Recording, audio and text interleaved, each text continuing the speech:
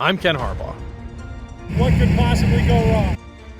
This is Burn the Boats, a show about making tough calls in tough times. America today faces a critical test. Our democracy is under threat. But good people are rising to the challenge. Now is the time to go all in. Now we burn the boats.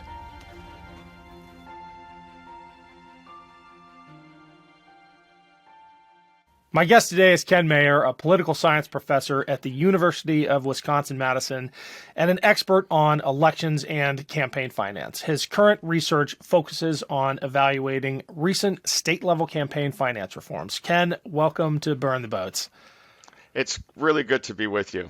So you're a political science professor and researcher in a battleground state, a state that is sure to be at the epicenter of the 2024 presidential race. I'm just wondering if it's a coincidence that you found yourself there. Did you intentionally place yourself at this political fulcrum so you could observe it firsthand, or did you just get unlucky? I just got lucky. I grew up in California, did my graduate work on the East Coast, and as a Californian, the joke is the flyover country, that old New Yorker cartoon where everything west of New Jersey is just desert. And I'd never been to the Midwest. I think I flew through O'Hare, but this was a job that opened up, and my wife was actually an undergrad here, and we came here in 1989, and we love it. And Wisconsin, it's a battleground state. Now, it hasn't always been a super battleground state. In the 1990s, from 1984 through, or 1988 through 2016, it was a reliably Democratic state in presidential elections. And in state elections, it was sometimes competitive.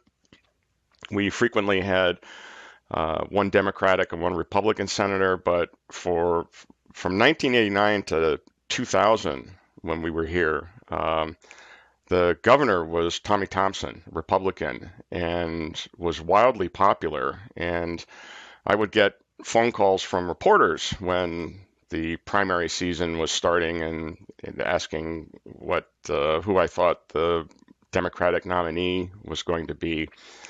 And it's like my response was, the only question for the Democrats as far as the governorship goes is who gets the blindfold and cigarette, because Thompson would win with 60, 62, 59% of the vote, and they were never close. Since 2004, when it was very, very close for the presidential election, I think it was decided with maybe 4,000 votes. It's been pretty close, and obviously in 2016 and 2020, when in 2016 it went for Trump by 23,000 votes, 20,000 votes, and roughly the same margin in 2020 with Trump. So it's a hotly contested state. Most statewide elections are now won or lost by very thin margins, very narrow margins. And the consequence that students that we kind of live through is that this is we get a huge number of campaign ads. There was a time when Wisconsin had more campaign ads, higher number of ads than any other state in the country, more than Ohio, Texas, Florida, Pennsylvania. And it just seemed like that's all you would see when you're watching the evening news, and you would have the ads that would show that 2/3 of them seemed like they were political campaign ads. It was exhausting. I bet. Well, you had a firsthand view of Scott Walker's governorship as well, and he was seen for a while as the future of the Republican Party. I bring him up, even though thankfully he's old news, because I think his experience is instructive when we look at the new future of the Republican Party, Ron DeSantis. How do you think about Scott Walker's meteoric rise, and then equally, I don't know if the adjective is right, but is equally meteoric crash into irrelevance, and compare it to what we're seeing with Ron DeSantis today? Well, there are some real parallels that Walker was a the darling of national Republicans after his first few years here, came to office, won in 2010, and really enacted some very conservative policies, and even some extreme policies, essentially eliminating public sector unions, enacting what was and still is one of the most gerrymandered set of legislative districts in modern American history, and really had adopted a very sharp-edged politics. Wins with the way that I described it is he won with 53% of the vote, but governed as if he had 90% of the vote, and positioned himself as someone who was unintimidated by protests and opposition. And so it was pretty clear he was running for president after he won in 2014. And many years ago, I think it was David Broder who mentioned, or someone who was in that class of famous political journalists of the 60s and 70s, who talked about the great mentioner. There's some unseen force that sort of delivers a message of who is going to be taken seriously as a presidential candidate, who the journalists are going to take seriously, and who at that point, kind of the gatekeepers would take seriously. And Scott Walker was clearly one of those people. I mean, if you look at there were a lot of Republican candidates who ran in 2016. I think the count was 17, and there were a few people who, pretty clearly were kind of the 2016 version of Marianne Williamson for the Democrats in 2020. But Walker was, for a while, a frontrunner in polls. And this was back in 2015 before the primaries got underway, but there were debates and lots of candidates announcing and jockeying for a position. And he did not do well in his first major exposures to national audiences. In debates, he was not much of a presence, to the point where, I feel like you're foreshadowing. Is this well, a commentary on what we're seeing now? It's possible. So in those respects, DeSantis is like Walker in that he is governing clearly from a kind of populist stance, very conservative, very in your face, and really, I think, going after his political opponents, whether they are politicians or even powerful corporations like Disney in Florida. Unlike Walker, he won in a landslide in his most recent election. I think he won by 20 points. Although his opponent, the Democratic candidate, Charlie Crist, was not really a primetime candidate. And so, that this is like the great mentioner is positioning DeSantis as the alternative for Republicans going forward if they want to move on from Trump. What will happen when he gets in front of a national audience and is not right now? No one is in a position where you can directly compare them to each other. They're not on a stage. They're not on a stage. They're not attacking each other, which would happen. We really haven't seen Trump go after him in any kind of sustained way. I mean, he's doing his Trumpian things by giving him nicknames, and but this is one of the things I tell my students is that one of the things that we needed to learn from 2016 is to be more judicious and modest in claims of forecasting what's going to happen.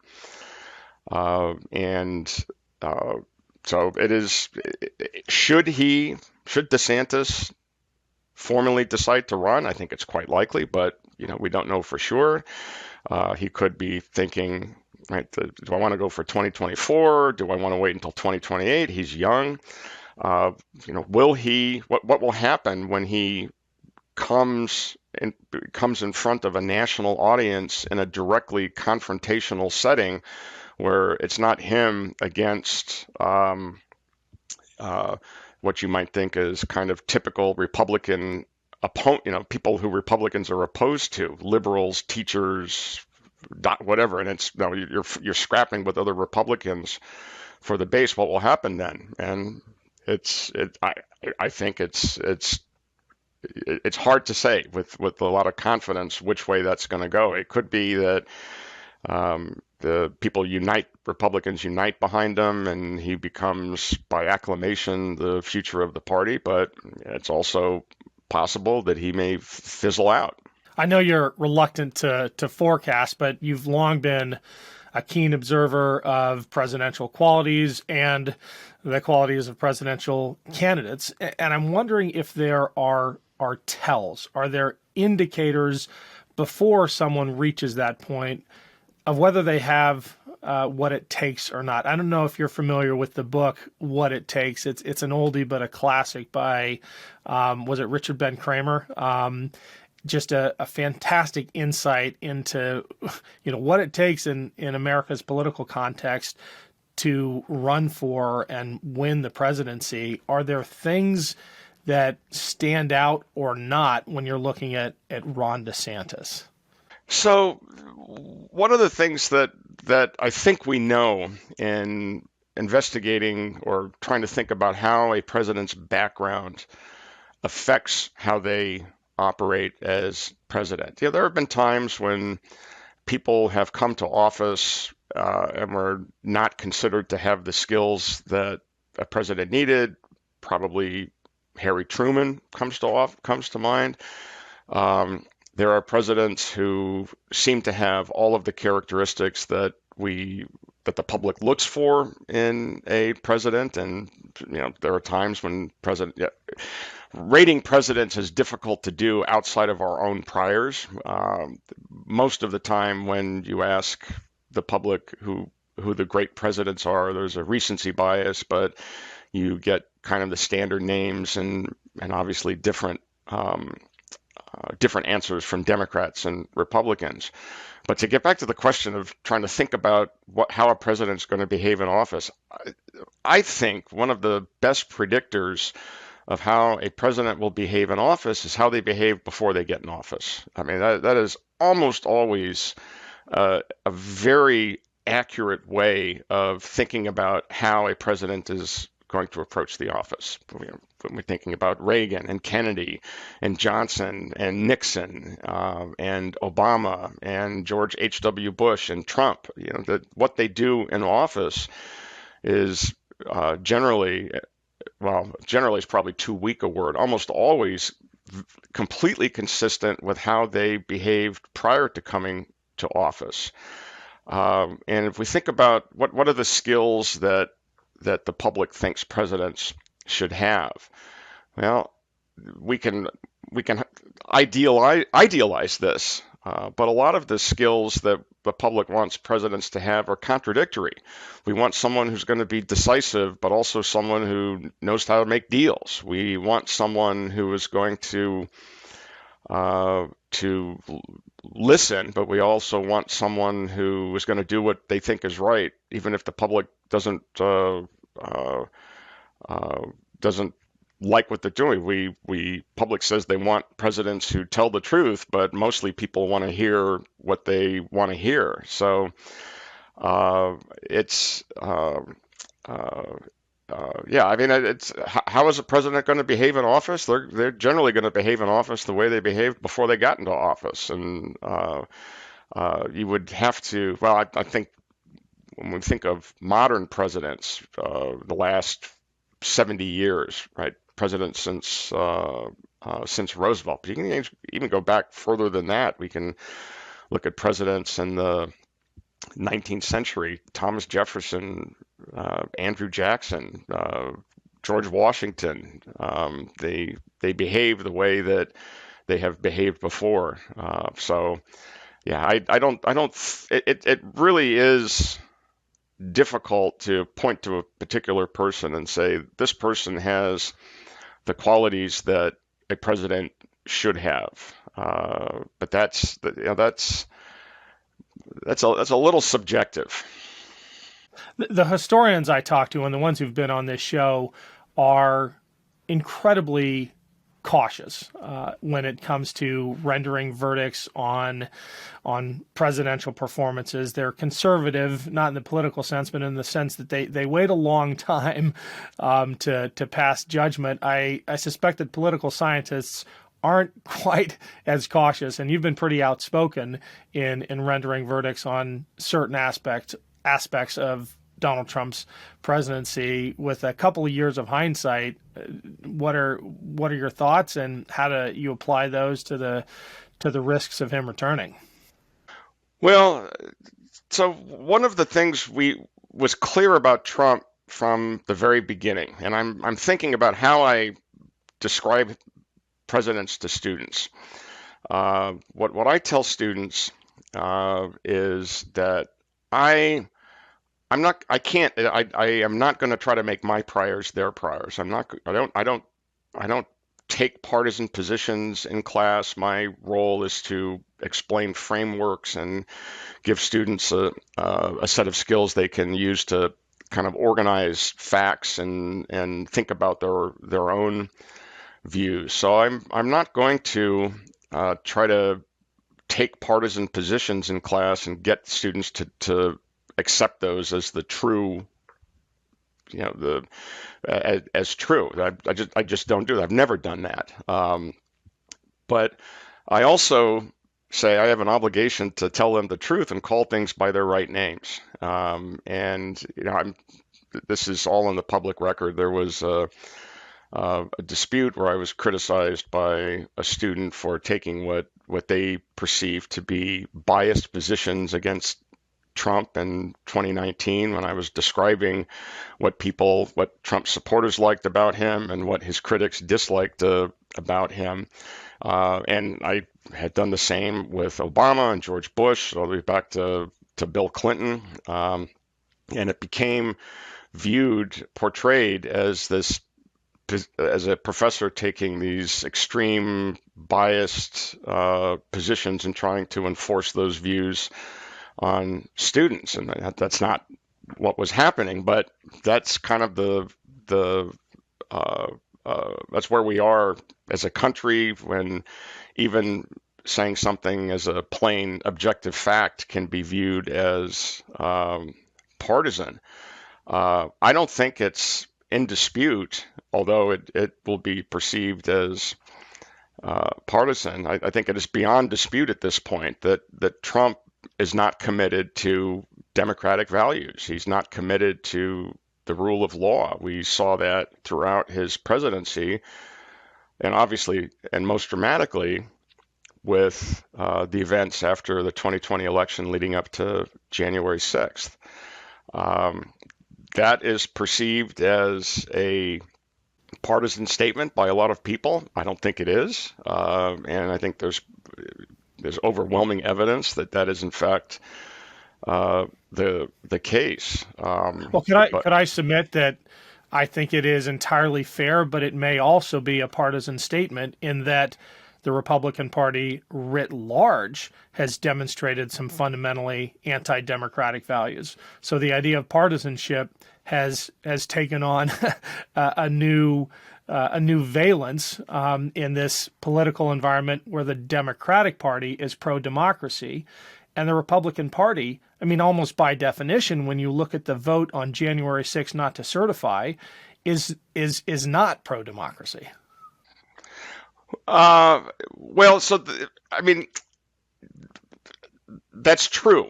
That there are things that you can point to and certainly leaders in the Republican Party who take positions that are, profoundly at odds with the way that we typically think about democracy. And my colleagues who study comparative politics, and I assign readings in my presidency class by political scientists who study comparative politics, who have studied authoritarian movements, not just recently, but throughout the 20th century. And this movie has played before that these events, these sequences with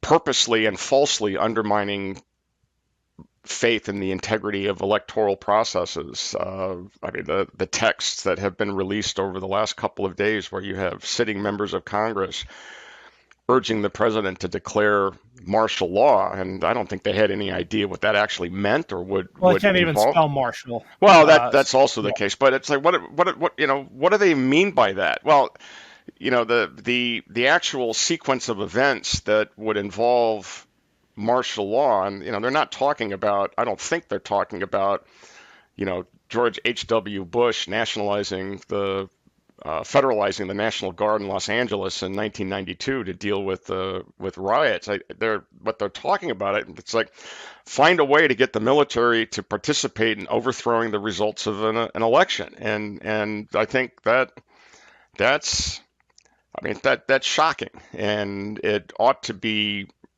uniformly and resoundingly condemned. But it's not. There are some who are, but this is one of the weaknesses of democratic institutions, that they don't operate automatically. They have no they don't have characteristics that go beyond the people who make up those institutions and processes. You have enough elected officials who are willing to overthrow that, then you've got a real problem. And so what I became the subject of criticism in 2019 and accused of having Trump derangement syndrome is that I said Trump's critics see him as an overt existential threat to democratic structures. I think that was correct at the time as something that critics were saying about him. But I think what we saw in January 6th is that was a true statement.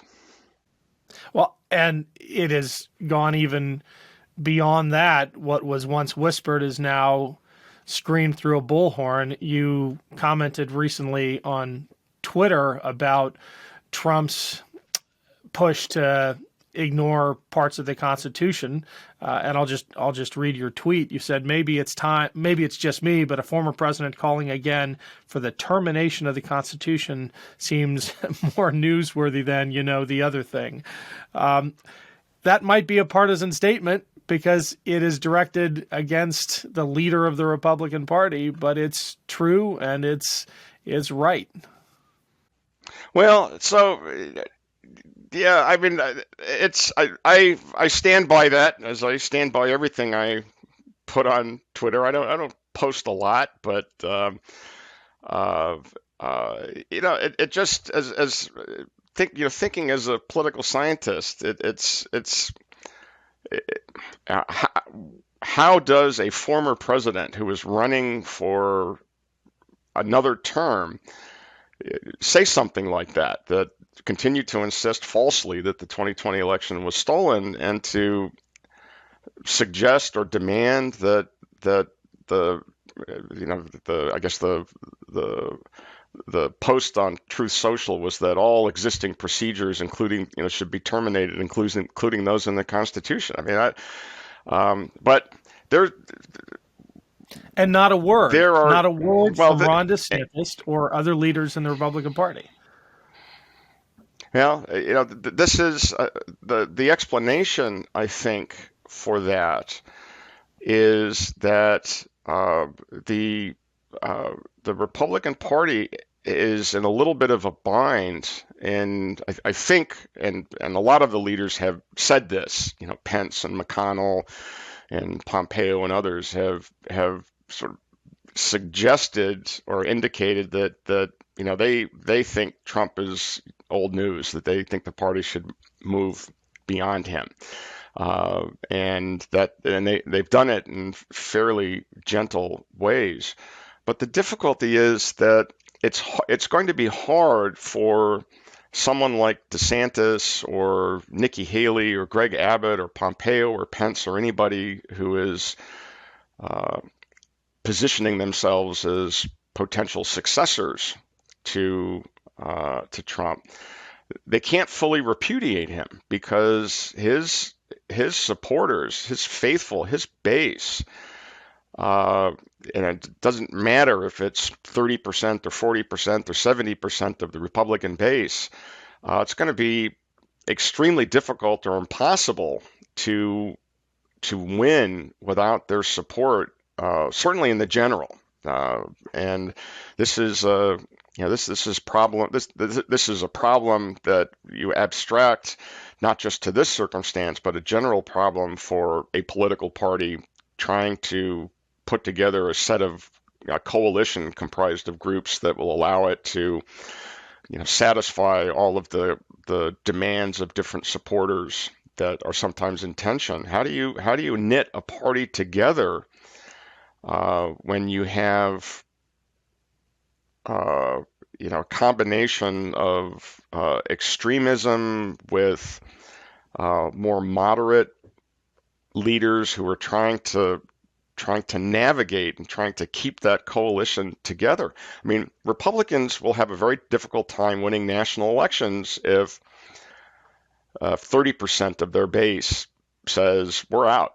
I mean, in today's polarized environment, when you're talking about in key states, it could be 100,000 or 150,000 votes or 200,000 votes. If you're talking about millions of people potentially abandoning a party, that's a real problem. And it doesn't take much when elections are decided in Pennsylvania or Georgia or Wisconsin, that when votes are decided by margins of a few tens of thousands of votes, you simply can't afford to lose significant chunks of your base and expect to win. Well, you've got a front row seat to that there in Wisconsin. I heard that dilemma distilled really distinctly when someone told me that the Republican Party thinks it has a Trump problem. It doesn't. It has a voter problem. That those voters who should have gotten the message during the 2022 midterms that extremism wasn't going to carry the day with the general voting public, they didn't seem to get it. Those voters are still as fanatical as ever, and you cannot transfer a cult following from one person to another the way the Republican Party seems to want to, transferring those voters away from Donald Trump. I think I think that's right. And again, I often think about these things. How do I describe this to my students in a way that they can kind of understand and attach this to broader issues that go beyond any single set of candidates? We are all deeply connected to our prior beliefs, and it is very difficult. The process of changing those beliefs in response to new information is difficult. It does happen. There can be events that can cause people to rethink, something on the order of 9/11 or something on the order of January 6th, although the magnitude of that rethinking and the number of people who are affected by that is going to be hard to pin down. But how do you and you see that in the fact that even with candidates who lost, or we can take Georgia as an example, with a very narrow margin when Warnock beats Herschel Walker, you still had 90, 95%, 93% of Republicans voting. Most people, we still vote on the basis of party identification. That's the only thing that for most voters they need to know, and things sort of line up. And if you get 10% of partisans to defect, that's significant. The problem, and there have been times when those party allegiances have been fluid. You saw that with the New Deal in the 1930s. You saw that with Ronald Reagan in the 1980s, where people who were had previously been Democrats and had been part of coalitions as part of the Democratic Party, they shifted, and it's again holding to my position that forecasting is that we have to be modest about it. It seems plausible that for a lot of voters, they are in the process of rethinking that again. We think of who the swing voters are and how different candidates appeal to blocks of voters who are in play. But we're not going to know for a while.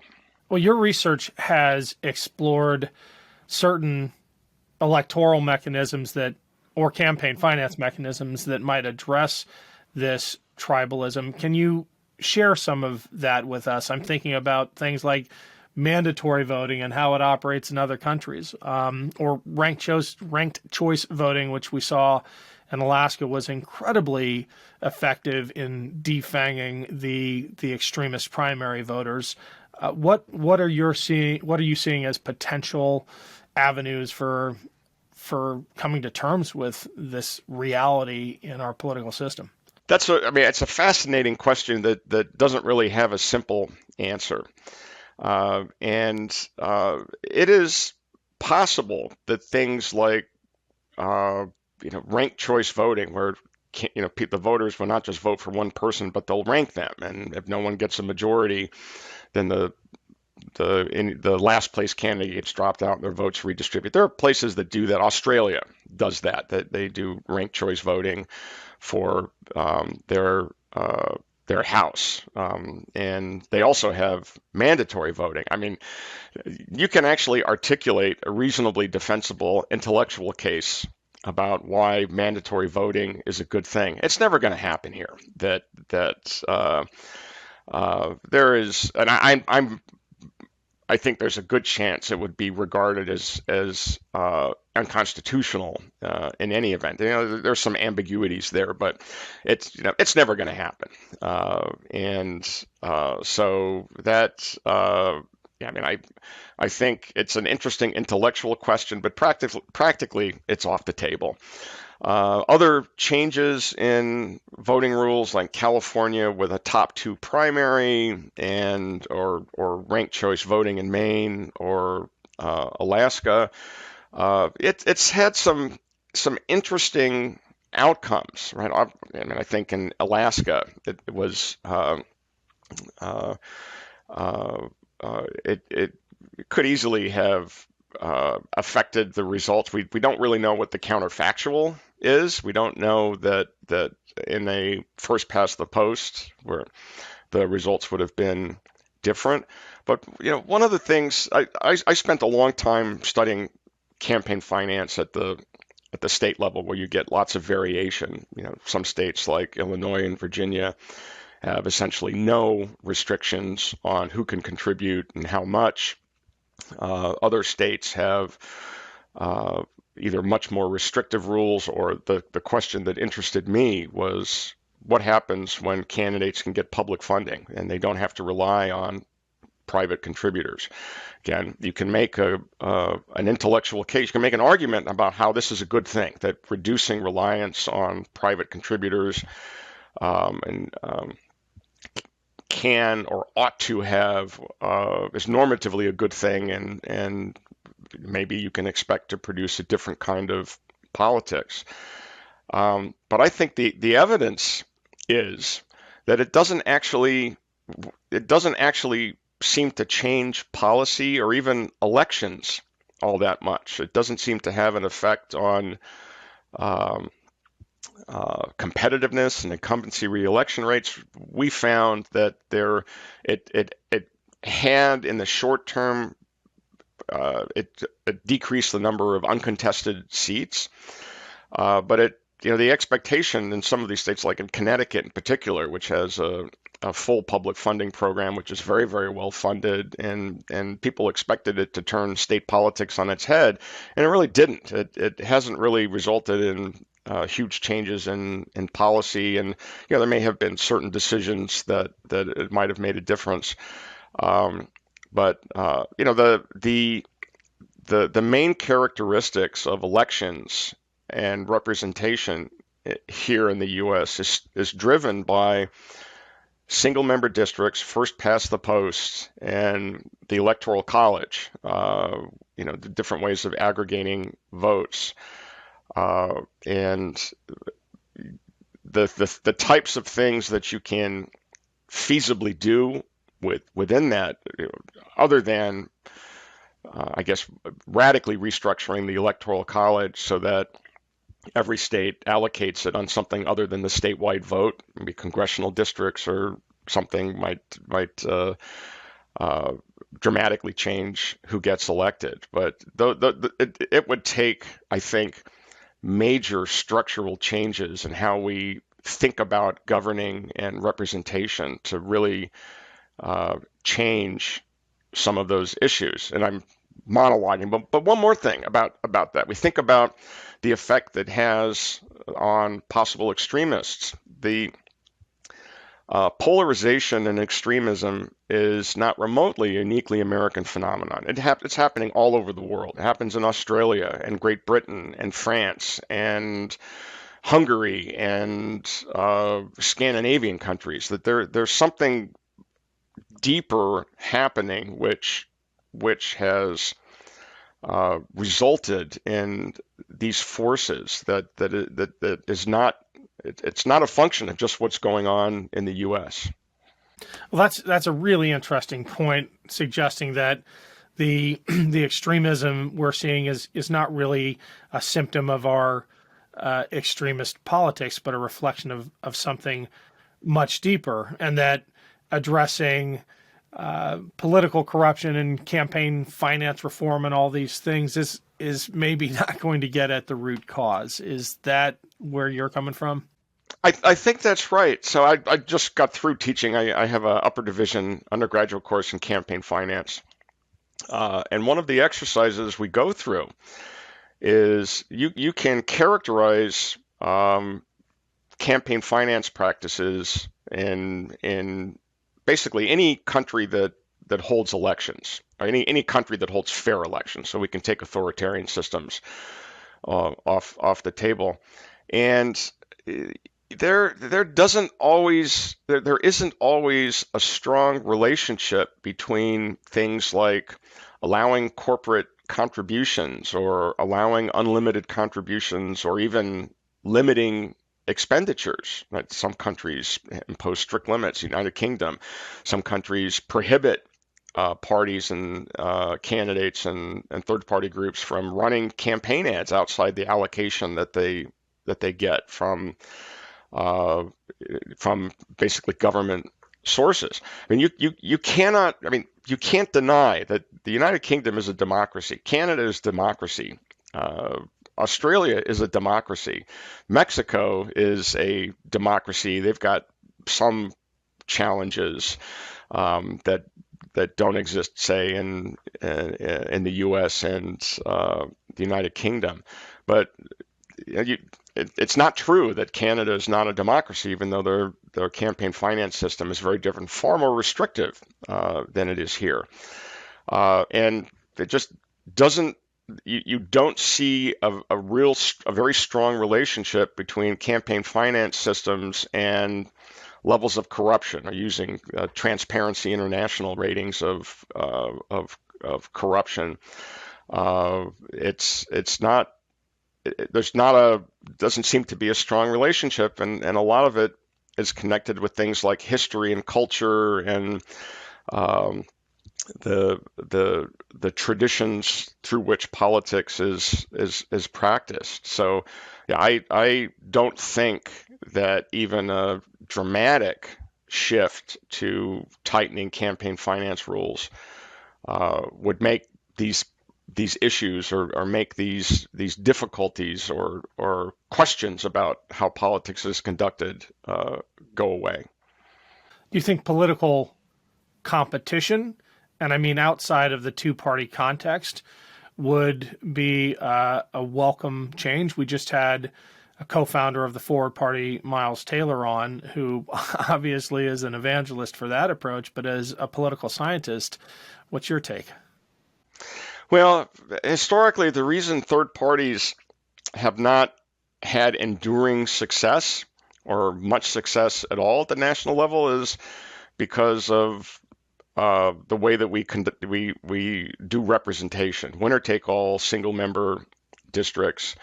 But there's something deeper as well that I didn't hear that interview.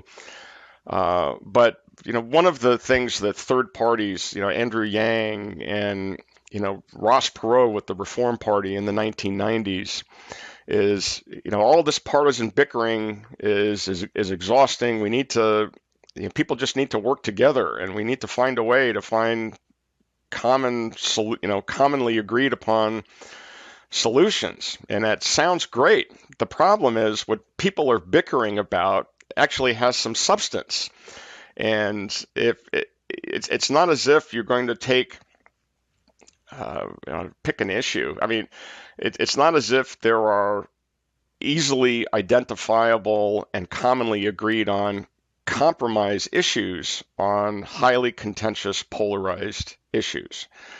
And when elected officials actually benefit electorally from taking those positions, one of the things that just to kind of give you an example, that it wasn't until 2022 when people who denied the reality of the 2020 election deniers, sort of running on the election was stolen, we need to, decertify or redo the whatever, that was a strategy that paid off dividends. People won using that strategy. They won primaries. They were able to forge connections and mobilize components of their base. People won doing that. And 2022, there were some election deniers who kind of took that tack who won, a lot who didn't. So now it's less clear that there are now political costs to taking those positions. But the theory of can't we all just find a way to work together works in theory, but you have to deal with the underlying problem of people benefiting from taking positions and not working together in order to make that happen. And third parties have historically had a tough time. And one of the things that we can see with the Reform Party, or when a third party becomes big enough to actually threaten the two-party duopoly, one of the parties tries to absorb it and say, okay, well, we'll bring you under our tent, and so you saw that with the Reform Party, in 1992 with Ross Perot. You still have the issue with third parties can be spoilers. Ralph Nader in 2000 in Florida, but I don't see a lot of prospect for third parties of any stripe becoming an enduring and electorally successful thing in the U.S. anytime soon. How do your students feel about our political situation and our political future? I mean, you interact with young people on a daily basis in a swing state at a public university. I would imagine you have a rare opportunity to observe their thinking and their evolution. And I'm wondering not just what you're seeing, but has it changed over the last few years? Here's how I'm going to put it. I don't talk about partisanship with students a lot, where I'm talking to them and I'm asking them to tell me what they think about this, sort of having a political discussion where we're talking about partisans and candidates and things. Because I try not to do that, because that gets me uncomfortably close to the role of me sort of acting like a campaign surrogate, or getting them to think, oh, he agrees with me, what I think is great, or he opposes. I think students are, well, at Wisconsin, I tell them they're all curve wreckers, right? They are more engaged, they are more attentive, they are more likely to participate than people their age who are not students or who might be going to school someplace else. There's a range. I mean, I have students in classes who are campaign managers for Democratic candidates, or they are the head of the college Democrats and the college Republicans, and there's a lot of diversity, ideological diversity. So it drives me to distraction, these claims that universities are hotbeds of wokeness and indoctrination. And my colleagues, we often have trouble getting people to read the syllabus, and how would we, even if we wanted to indoctrinate them? I think it is the nature of students, 18 to 23-year-olds, to be questioning what they see around them. Students, people that age, they don't vote at rates that are as high as people as they get older. Right? We can almost observe a straight line when the percentage of people of a particular age cohort who votes goes up from 18 to about 80 or so, and it's just a straight line.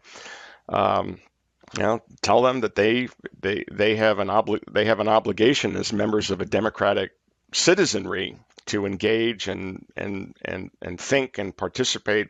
And the cost is, if they don't, that means someone else is going to be determining making those decisions for them.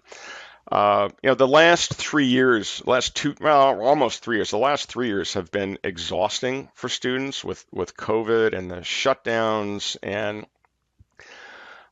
we've been back in person at the UW since the fall of 21. So it's been a little over a year. And even with things kind of getting back to normal, it's hard. It's difficult. I think students are it's still a little unsettling. We've seen clear increases in the number and percentage of students who are really stressed. But I think the takeaway here is that students are far more diverse across ideologies and things that they want, that they're certainly not monolithic. Yeah. Well, Ken, this has been a great conversation. Thanks so much for sharing with us. We'd love to have you back on. Oh, I would absolutely love this. This was great fun. Thank you so much for watching this episode of Burn the Boats. I've got a quick favor to ask. If you haven't already, click the link below to the podcast page and leave a 5-star rating on iTunes. It's amazing how important those reviews are in growing shows like this and getting our message out. Thanks for the help. The best part of waking up? MAGA Tears in my cup. Check out the new MAGA Tears mug, available now at store.meidastouch.com. That's store.meidastouch.com. It's 100% union made right here in the USA. I know I'm not tired of winning yet. How about you? Get yours today.